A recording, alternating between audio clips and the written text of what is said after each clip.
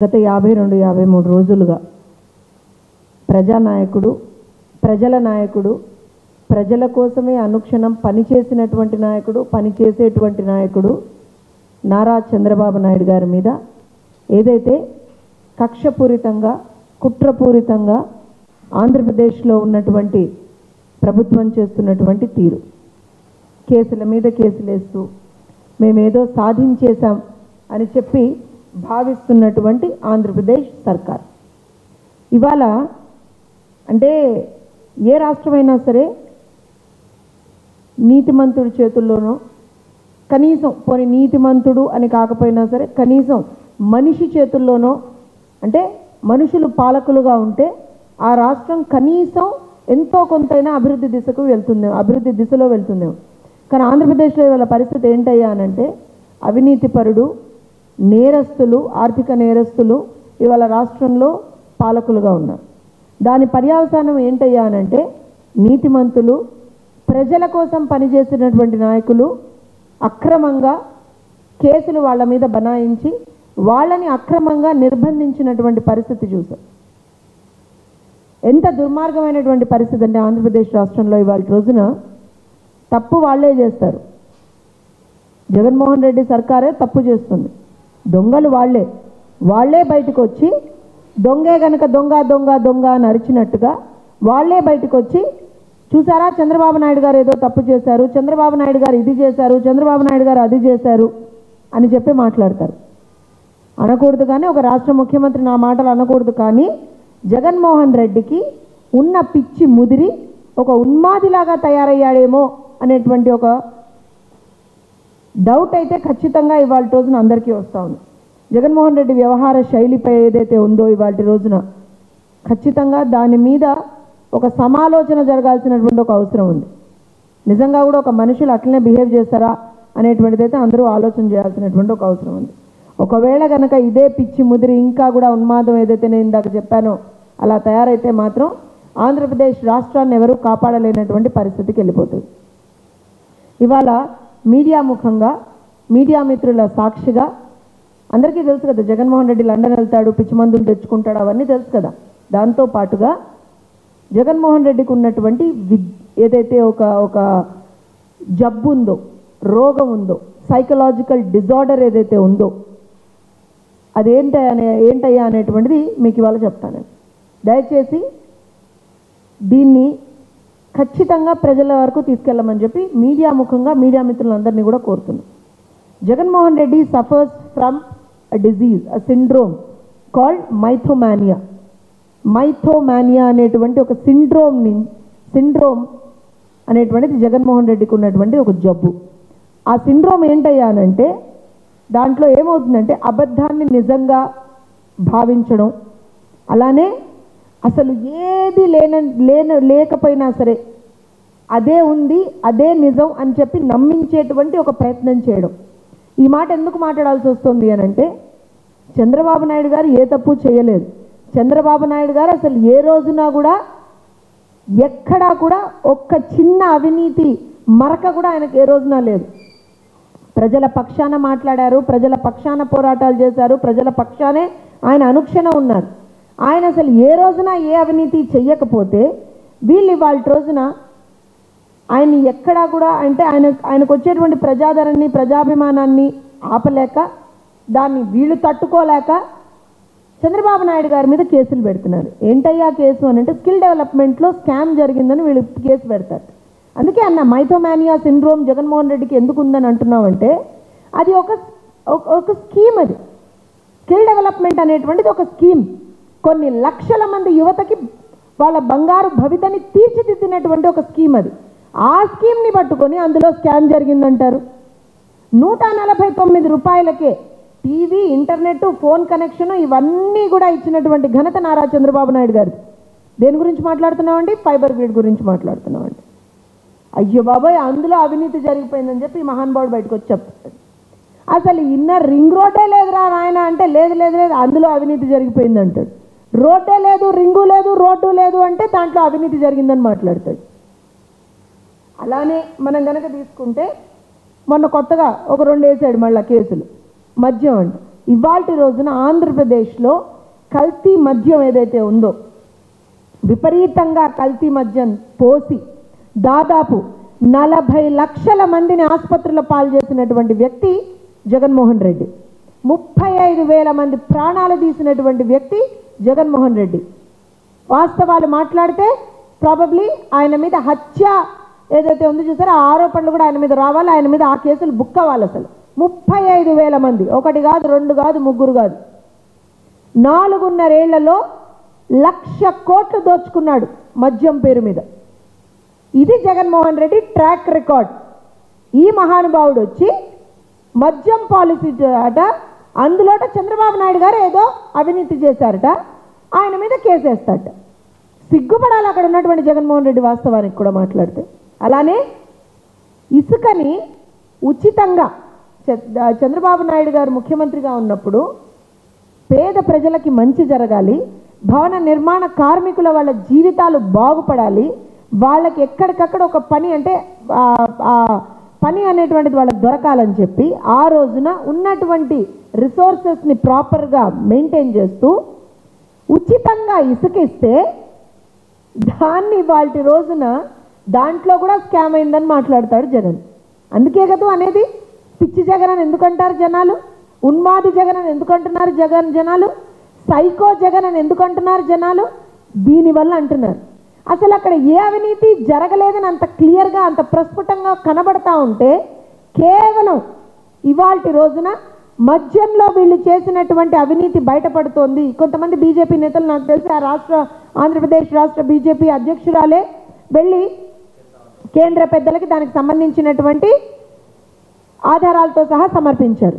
దాంట్లో అవినీతి జరిగింది, మద్యం మీద దోచుకుంటున్నాడు జగన్మోహన్ రెడ్డి, మద్యం పేరు మీద, మద్యం పాలసీల పేరు మీద మద్యం అక్రమంగా ఏ విధంగా అందులోంచి ధనార్జన చేస్తున్నాడు జగన్మోహన్ రెడ్డి, పేద ప్రజల జీవితాలతోటి ఏ రకంగా ఆడుకుంటున్నాడు జగన్మోహన్ రెడ్డి, ఎన్ని వేల మంది జీవితాలని వాళ్ళ రోజున చంపేశాడు వాళ్ళని జగన్మోహన్ రెడ్డి అని చెప్పి బీజేపీ నాయకురాలు వెళ్ళి కేంద్ర పెద్దలకి ఫిర్యాదు చేస్తే బయలుదేరాడండి నీతిమంతుడు, బయలుదేరి కేసులు వేయించాడు. ఉంది కదా జగన్ ఇన్వెస్టిగేటివ్ ఏజెన్సీ అని ఒకటి ఉంది కదా డిపార్ట్మెంట్, సిఐడి కాదు అది జేఐడి అని చాలా సందర్భాల్లో చాలామంది మాట్లాడారు. కాకపోతే ఒక ఇన్వెస్టిగేటివ్ ఏజెన్సీని మనం అలా అనలేం కాబట్టి మన నోళ్ళు కట్టేసుకోవడం తప్పించి ఆయన చేతిలో, జగన్మోహన్ రెడ్డి చేతిలో పప్పెట్లుగా మారినటువంటి సిఐడి ద్వారా ఇవాళ రోజున కేసులు వేయిస్తున్నాడు. అధికార దుర్వినియోగం, దాంతోపాటుగా కరప్ట్ అఫీషియల్స్, చాలా కేటగిరికల్గా చెప్తాం మేము ఈ విషయం, కరప్ట్ అఫీషియల్స్ వీళ్ళని అడ్డు పెట్టుకొని వీళ్ళ ద్వారా ఇవాళ రోజున నారా చంద్రబాబు నాయుడు గారి మీద నేనేదో బురద అంటిస్తాను అని చెప్పి ఒక ప్రయత్నం. ఇవాళ జగన్మోహన్ రెడ్డి తట్టుకోలేకపోతున్నాడు అని అనడానికి ఎన్ని ఎగ్జాంపుల్స్ అంటే, చంద్రబాబు నాయుడు గారి మీద ఏ మరక లేదు, ఏ మచ్చ లేదు, ఆయనకి నేను ఎట్టి పరిస్థితుల్లో నేను ఏదో ఒక మరక అంటించాలి, ఆయన బయటికి వెళ్తే తండోపతండాలుగా జనాలు వస్తున్నారు ఆయన్ని చూడడానికి, ఆయన మీద నమ్మకంతో అయ్యా మీరే మా ముఖ్యమంత్రి, మీరు రావాలి, రాష్ట్రానికి మీరు కావాలి అని చెప్పి ఇవాళ ప్రజలు అంత వేల లక్షల సంఖ్యలో బయటకు వస్తున్నారు, దీన్ని ఎలా ఆపాలి అని చెప్పి జగన్మోహన్ రెడ్డి దగ్గర ఉన్నారు కదండి లక్షల జీతాలు తీసుకునేటువంటి సలహాదారులు ఉన్నారు కదండి, మెడకాయ మీద తలకాయ లేనటువంటి సలహాదారులు ఉన్నారు కదండి, వాళ్ళందరూ కూడా కొన్ని తలకు మాసినటువంటి ఐడియాలు ఇస్తే ఆ తలకు మాసినటువంటి ఐడియాల్ని ఈ మహానుభావుడు తీసుకొని కేసులు పెడుతున్నాడు. స్కిల్ డెవలప్మెంట్ స్కామ్ అని చెప్పి ఒక కేసు పెట్టాడు. ఏమీ లేదు అందులో, ఒక్క ఆధారం లేదు, ఒక్కటంటే ఒక్క ఆధారం చూపించలేకపోయారు. లక్షల మంది యువతకి వాళ్ళ రోజున ఉద్యోగ అవకాశాలని పెంపొందించడానికి వాళ్ళకి వాళ్ళ నైపుణ్య శిక్షణ ఇచ్చామని చెప్పి ఆధారాలతో సహా మేము బయటపెట్టాం. ఏం చేయాలి? ప్రజలు ఆయన్ని జ్యుడిషియల్ కస్టడీలోకి పంపిస్తే విపరీతంగా ప్రజల నుంచి ఏదన్నా నెగిటివిటీ వచ్చేస్తుందేమో చంద్రబాబు నాయుడు గారి తరఫున అని అనుకున్నాడు. ఏమైంది? ఆయన చేసినటువంటి మంచి పనులు ఏవైతే ఉన్నాయో 1 2 3 4 5 6 అని చెప్పి జనాలు ఏకరువు పెట్టడం స్టార్ట్ చేశాడు. ఇది చంద్రబాబు నాయుడు, నువ్వు అంటున్నట్టు అవినీతి పరుడు కాదు చంద్రబాబు నాయుడు. చంద్రబాబు నాయుడు అంటే ప్రజలకి మంచి చేసినటువంటి వ్యక్తి. నాకీ మంచి చేశాడు, నాకీ మంచి చేశాడు, నా ప్రాంతాన్ని ఇంత అభివృద్ధి చేశాడు అని చెప్పి ప్రజలు ఎక్కడికక్కడ బయటకు వచ్చి ఆయన గురించి మాట్లాడుకుంటున్నారు.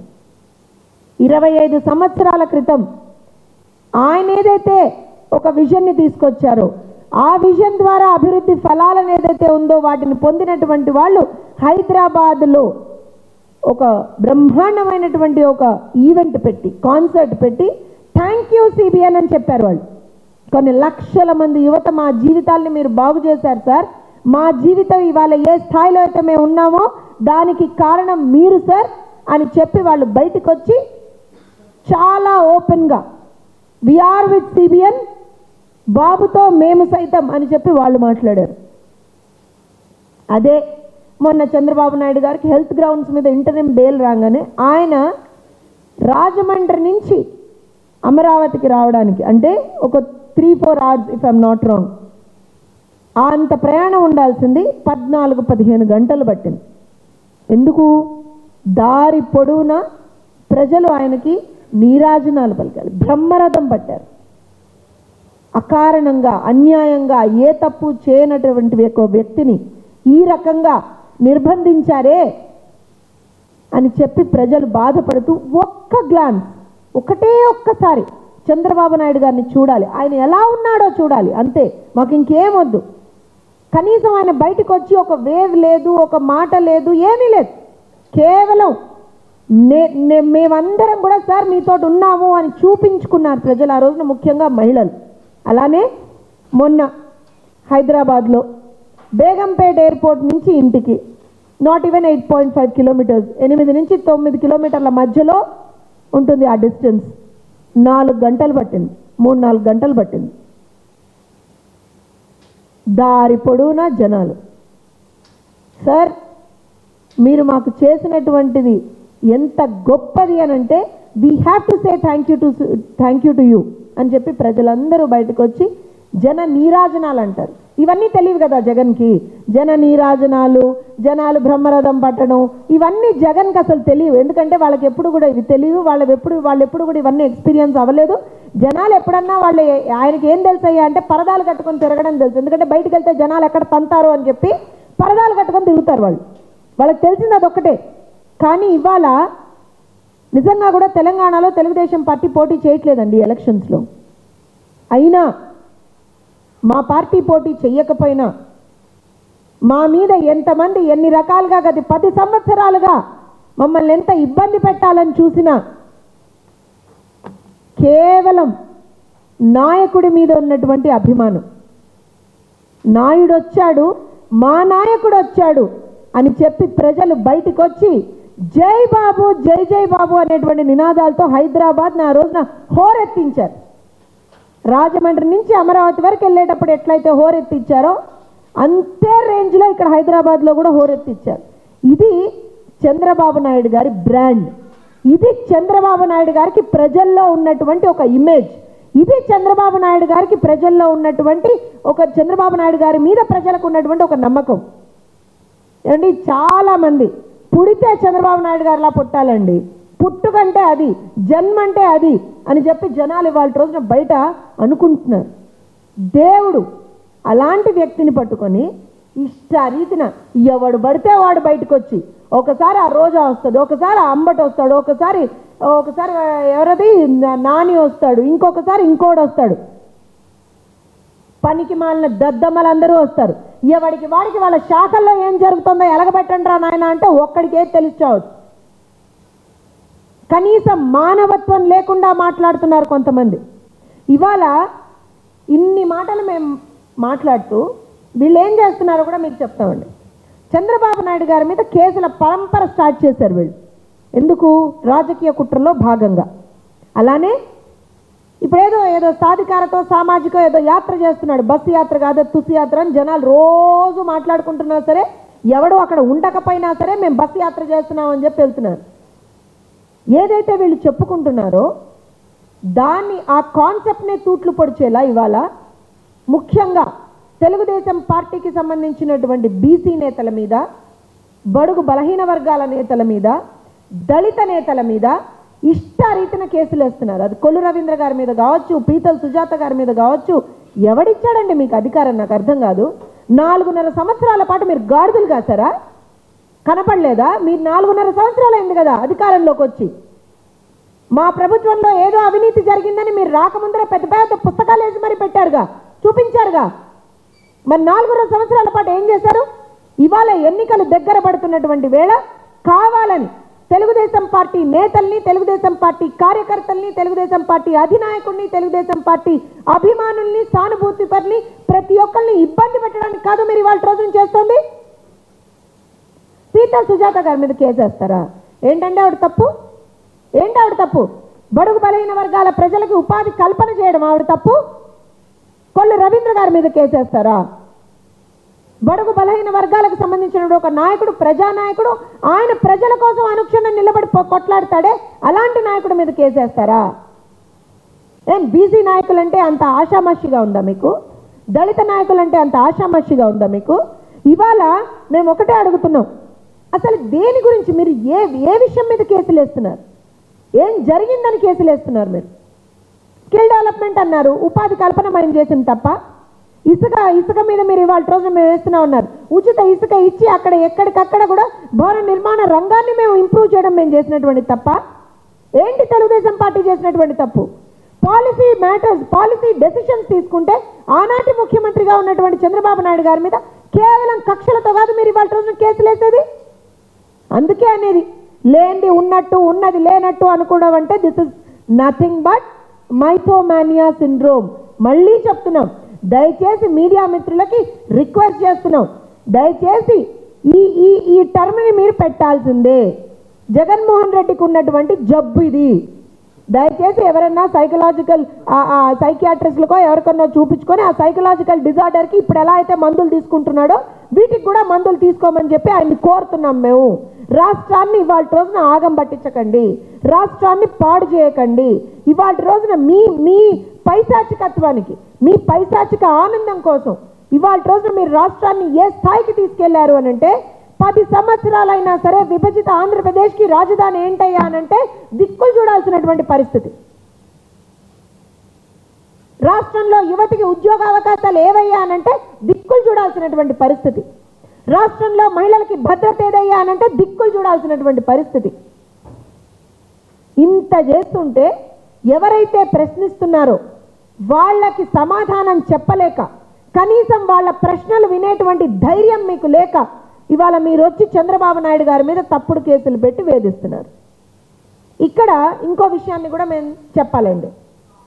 ఆంధ్రప్రదేశ్లో ఉన్నటువంటి తన ఆప్త మిత్రుడు జగన్మోహన్ రెడ్డికి అన్ని రకాలుగా సహాయ సహకారాన్ని అందించేటువంటి, ఆయన అనుక్షణం పొగిడేటువంటి ఇక్కడ ఉన్నటువంటి మంత్రి గారు, ఇక్కడ ఉన్నటువంటి తెలంగాణలో ఉన్నటువంటి పార్టీ ఏదైతే ఉందో, ఇవాళ చంద్రబాబు నాయుడు గారి అక్రమ అరెస్టు రోజు నుంచి ఇవాల్టి వరకు కూడా ఎవరు నిరసనలు తెలియచెప్పాలన్నా, ఎవరు బయటకు వచ్చి గొంతు విప్పాలన్నా ఆ గొంతులని కూడా ఇక్కడ కూడా నొక్కేటువంటి ప్రయత్నం చేస్తూ ఉన్నారు.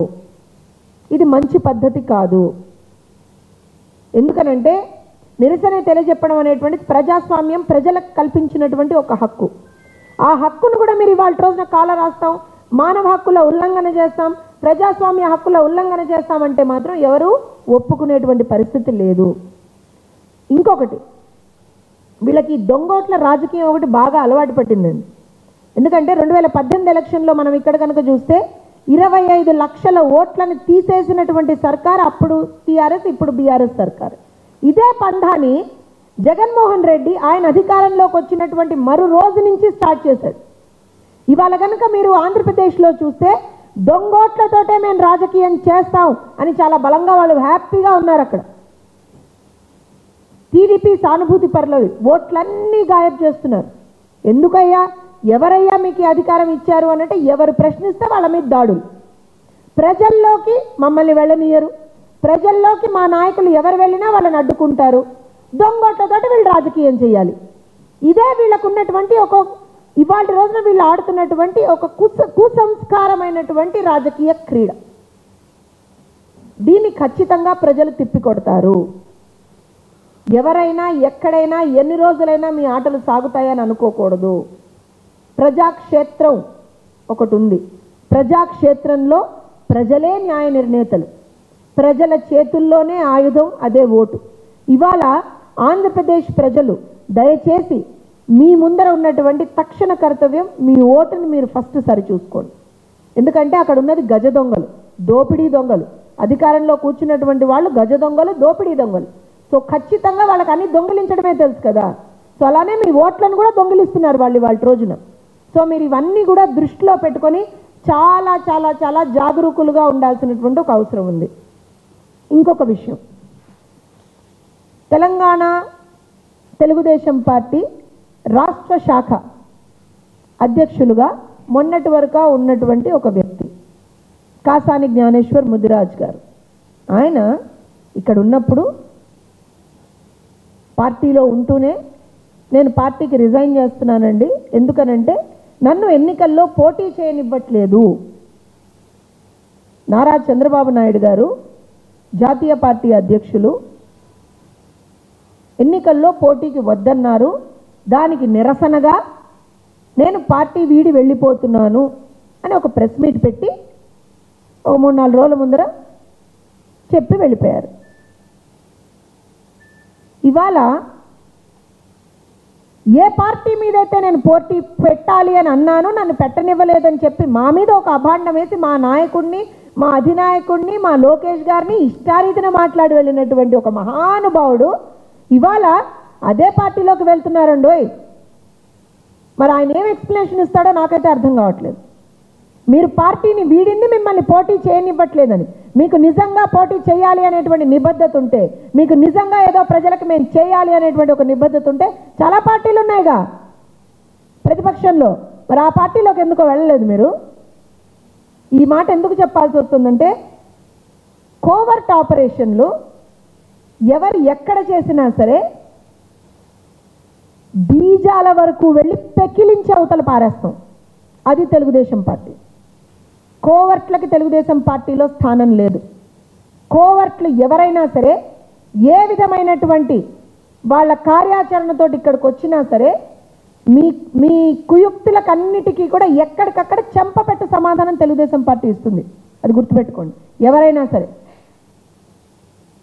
పెద్ద పెద్ద మాటలు మాకే అర్థం కాలేదు. 10-11 నెలలుగా టీఆర్ఎస్ సర్కార్కి అగేన్స్ట్గా ఎందుకు మాట్లాడినివ్వరు, బీఆర్ఎస్ సర్కార్కి అగేన్స్ట్గా ఎందుకు మాట్లాడినివ్వరు అంటే మాకు అర్థం కాలే.